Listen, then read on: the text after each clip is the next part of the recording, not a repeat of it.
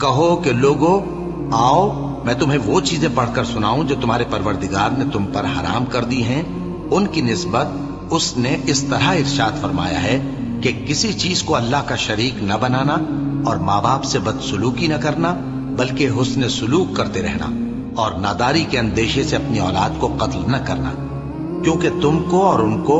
ہم ہی رزق دیتے ہیں، اور بے حیائی کے کام ظاہر ہوں یا پوشیدہ ان کے پاس نہ پھٹکنا، اور کسی شخص کو جس کے قتل کو اللہ نے حرام کر دیا ہے قتل نہ کرنا، مگر جائز طور پر، یعنی جس کا شریعت حکم دے۔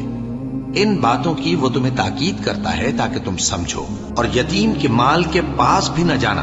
مگر ایسے طریق سے کہ بہت ہی پسندیدہ ہو،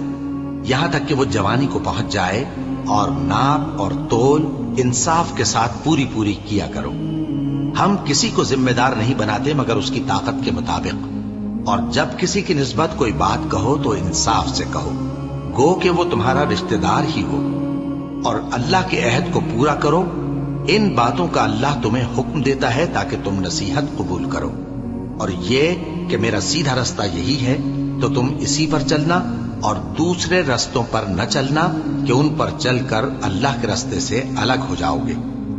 ان باتوں کا اللہ تمہیں حکم دیتا ہے تاکہ تم پرہیزگار بنو۔ ہاں پھر سن لو کہ ہم نے موسیٰ کو کتاب عنایت کی تھی تاکہ ہم ان لوگوں پر جو نیکوکار ہیں نعمت پوری کر دیں، اور اس میں ہر چیز کا بیان ہے